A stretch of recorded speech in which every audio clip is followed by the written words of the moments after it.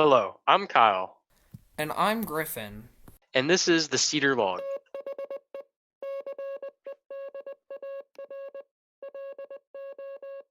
The information for this series on the history of Resica Falls is from Till the Water Falls No More by Michael G. Comfort. This week we will be sharing the history of Resica from the 1960s to the 1980s. Let's get to it! On January 1st, 1967, Philadelphia Council sold their share of the property and made Valley Forge Council the sole owner of Resica Falls. This was done since Philadelphia Council had a low rate of usage by their troops and financial issues at their other camps. In January 1969, the Army Corps of Engineers built a suspension bridge below the falls and begun to work on a 40-acre lake on Pine Mountain. In 1970, work started on a 10-acre lake at Firestone. The two lakes were dedicated and named in honor of the late Roger Firestone and his wife Anne in 1972. Senator Richard Schweiker of Pennsylvania gave the Keystone Address. The ceremony was attended by John Firestone, son of Roger and Anne, Council President G. Keith Funk, Camping Committee Chairman Robert Bricker, and hundreds of scouts and scouters. On July 25th, 1979, the road to Firestone was named Malmedy Road in honor of the soldiers massacred near Malmedy, Belgium, during the Battle of the Bulge. In 1980, due to the decreasing attendance, Great Bend held its last year. In 1981, major effort was made to revamp Resica to turn it into the Philmont of the East. Improvements included revamped programs and new tents, equipment, platforms, and so on. The camping season was expanded to 7 weeks by 1983. The camp was also used for non-traditional programs such as the Scout Family Fall Fiesta Weekend held in September. Program for the annual event included boating, canoeing, swimming, fishing, and tubing. By 1985, Fawn Run expanded with the addition of specialty camps similar to the sub-camps at Philmont.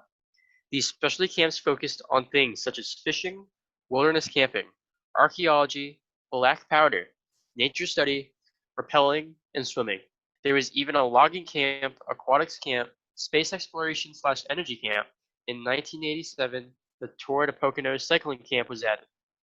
Scouts spent a week traveling from Marshall Creek to Seaside Heights in New Jersey to earn the cycling merit badge. A code course was also added, and a Zuma sailboat was added to camp in 1985.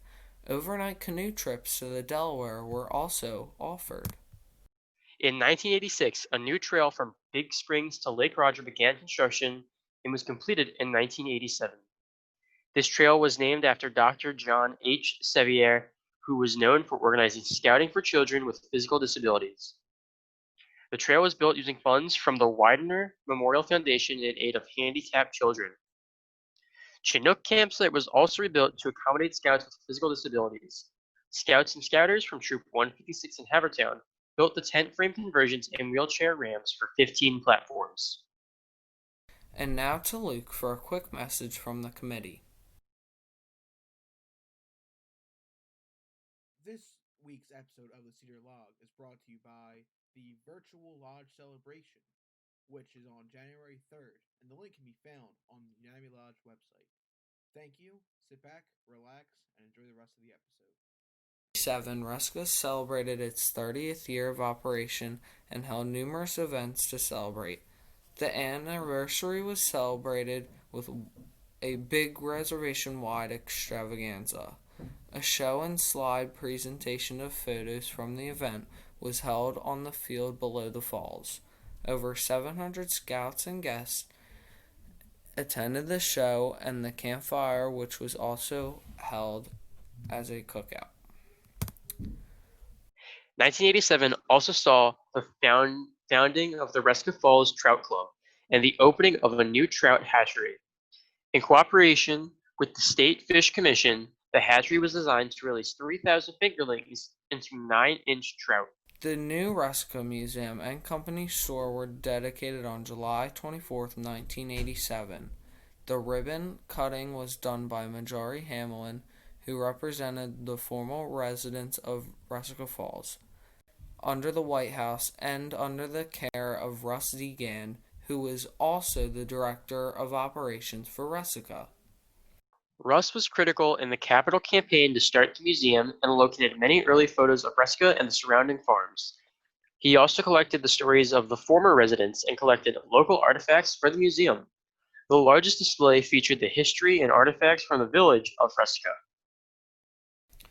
The first Resica Falls Village Fall Festival was held on October 15th, 1988. It was a public event with all sorts of seasonal activities such as making jack-o'-lanterns, pumpkin painting, and fall decor workshop. There was also crafts for younger children and an artist trail. In 1988 also saw the addition of the Dan Beard first year camping program for new scouts, and the first summer had over 500 scouts participate. I just wanted to ask everyone one last thing. If there is any piece of scouting history that you find or you're holding on to, please let us know. Make a great story one day for this podcast. Thank you so much. Well, folks, that was part 3 of our Resica Falls series based on Mike Comfort's So the Water Falls No More. As always, please feel free to check out all of our other seasons covering Delmont and Hart, and be sure to subscribe wherever you listen. We do apologize if we mispronounced any of the names or locations in this episode. The Cedar Log is a production of the Unami Lodge 1 History Committee. The script for this series was done by Griffin and Reese, audio and editing by Luke, video by Kyle, and hosted by Kyle and Griffin. A special thank you to Michael G. Comfort for letting us use his packet Till the Water Falls No More.